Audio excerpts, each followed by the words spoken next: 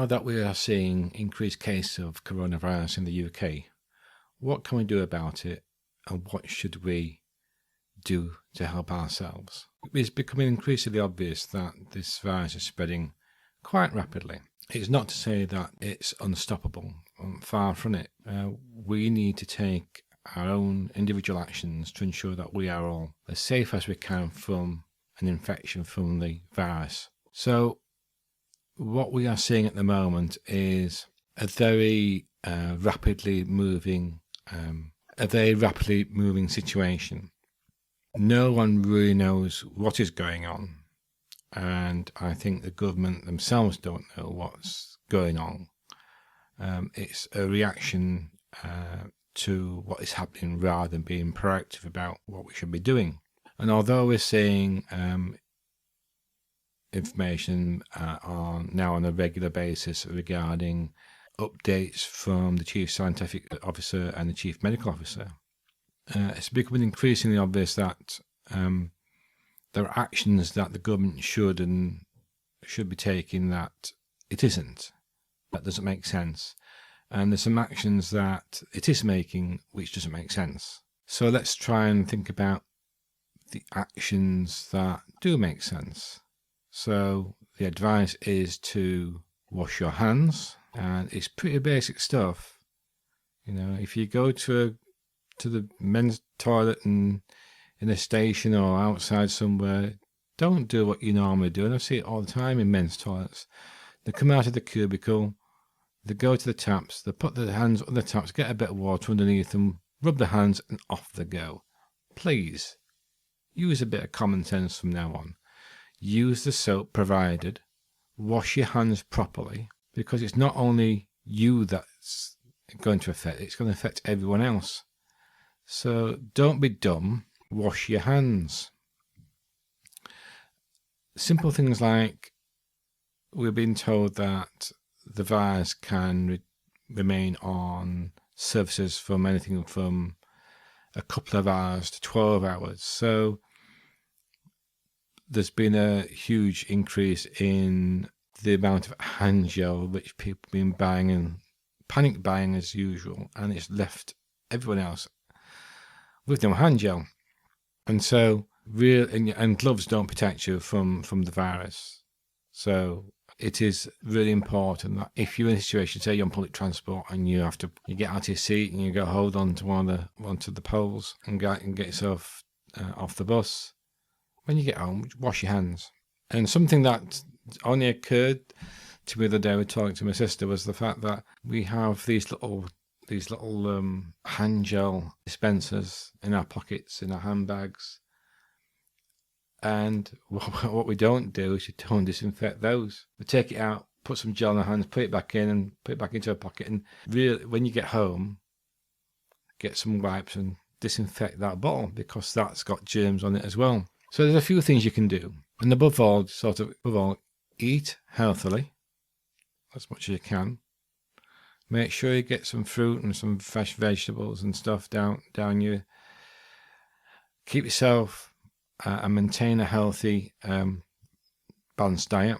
If you do go out, just go out and just do what you do normally, but just take a few precautions.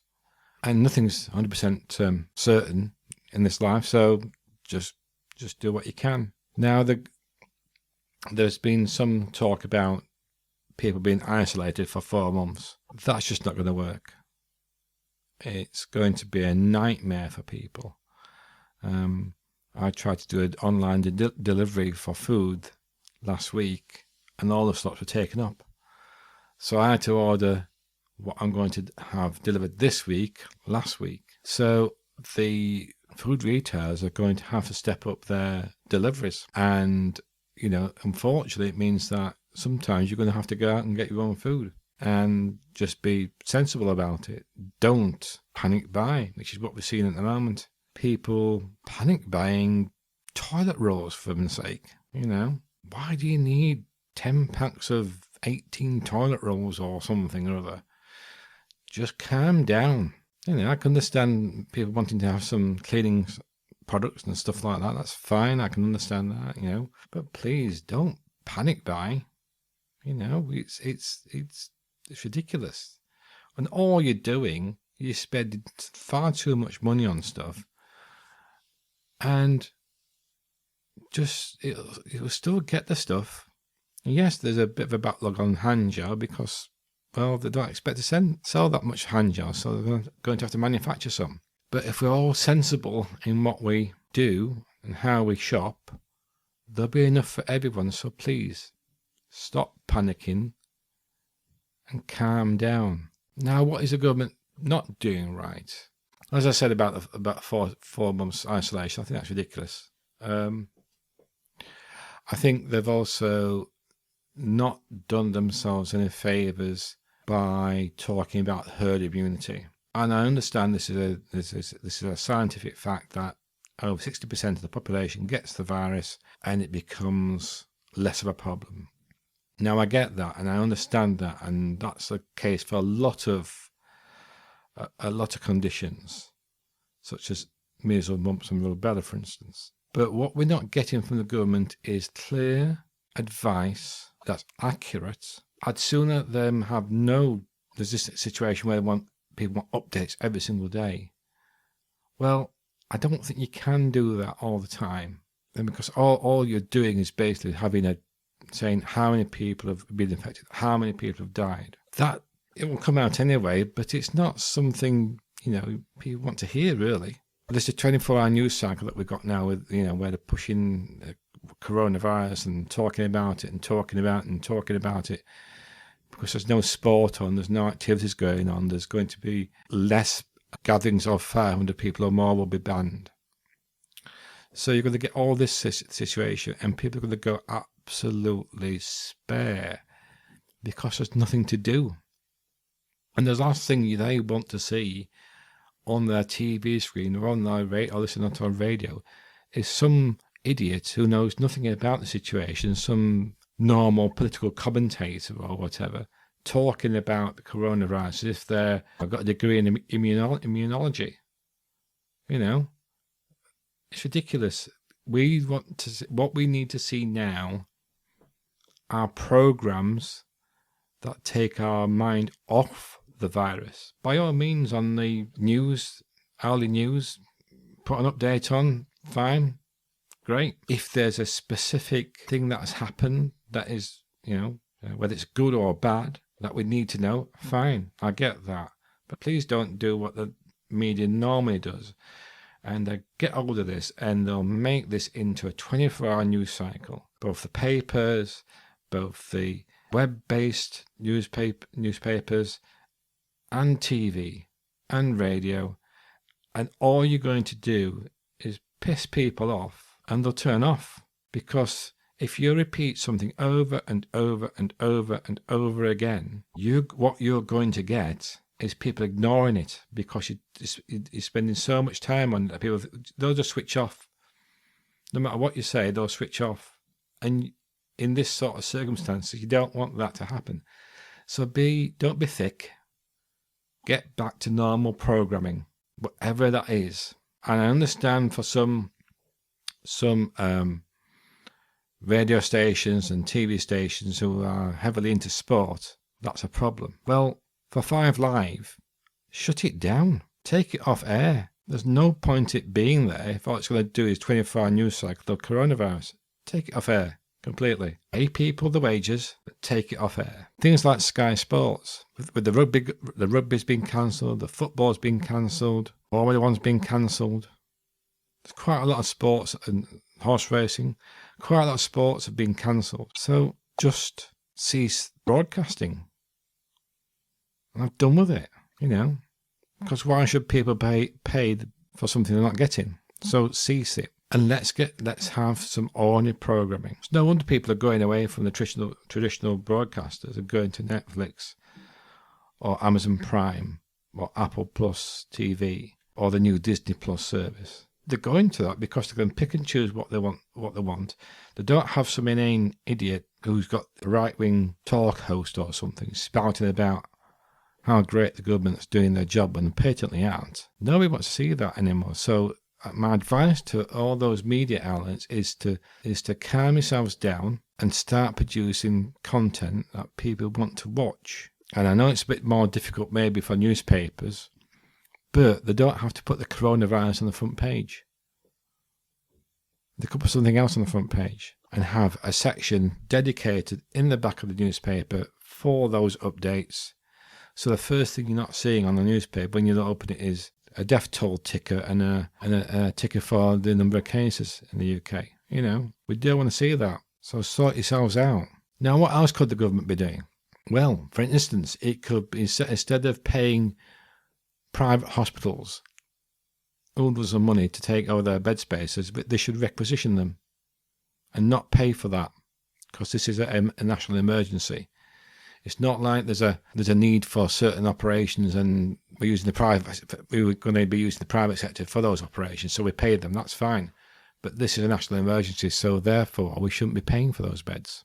Secondly, there's loads of office space in all over this country that is empty, and there's no reason whatsoever that we can't make makeshift accommodation in some of these offices for people who are homeless, take them off the streets, give them somewhere to live, where it's warm, where it's decent, where they've got a bed, somewhere to stay, somewhere to shower and get themselves clean and cook, and have some support for them as well. And if we do have to have more intensive care beds, then let's get them set up in abandoned offices. Let's make sure there's oxygen lines in there.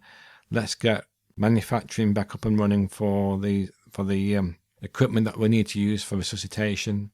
And let's put those in these offices which are empty. And the government can do that. In a national emergency, the government can do whatever it wants. Now, I totally disagree with this notion that's come out about giving the police powers about arresting corona victims if they're on the street. 'Cause how do you know they have the virus? So how can you arrest somebody if you don't know they've got the virus? If you're saying martial law where you've got to stay indoors and you can only shop between these hours, you can only be active for these hours, that's a different matter. It's still a bad place to be for this country. So there's a balancing act that government got to have here. And I've got no confidence whatsoever in Boris Johnson and the way he's handled this at all. I think he's been abysmal. Now, no one's going to have a handle on this in the first few days and weeks, or certainly the first week or so. And so he gets a bit of a free pass for that because it's something that, happened. But it's been utterly abysmal. And Matt Hancock is an idiot, quite frankly. What he's doing running the NHS and social care is anyone's guess. It's thick as two short planks. He doesn't understand the health service at all. He is totally unsuitable for that position. And it's been shown time and time again over the past few weeks in the media. He does not know what he's doing.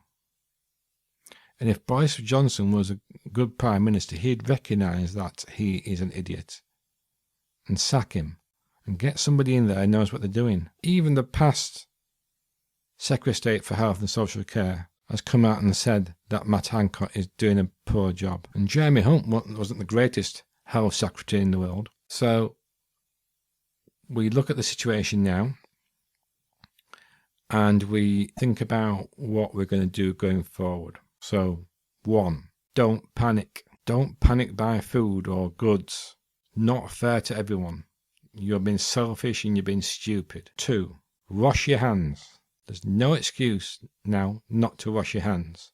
3, if you've got someone in your family who's got a vulnerable condition, say asthma, or they've got COPD or other life-threatening diseases such as cancer, then be very, very careful about how you look after them, because they're in a very vulnerable condition and you need to take extreme care. 4thly, the way in which we treat our elderly population and people who have disabilities will be key to the outcome of this current crisis. Let's show some compassion, shall we? Let's stand up for them.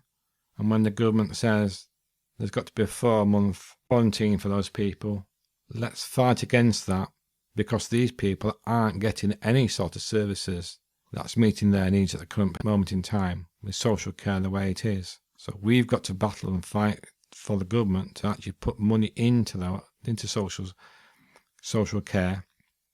So if these people do have to isolate for a number of weeks, they're not forgotten about, because that's what's going to happen if we're not careful. It's going to be, we're going to push all those people to one side and say, right, we want you to stay indoors for 4 months. Some of those people won't be alive after the 4 months.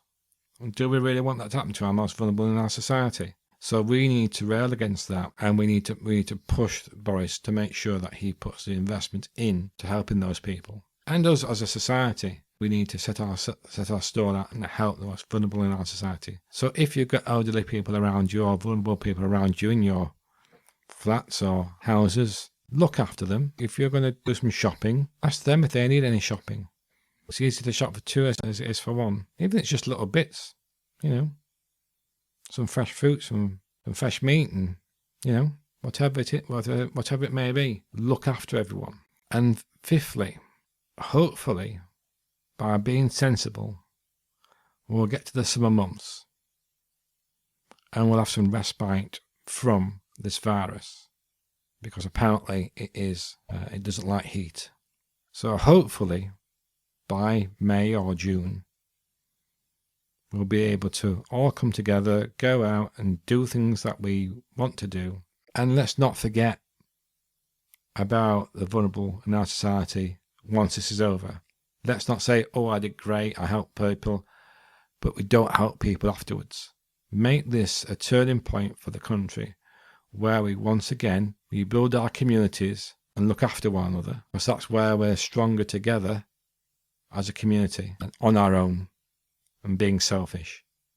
So let's all be careful out there. Let's do the right things and we will get through this.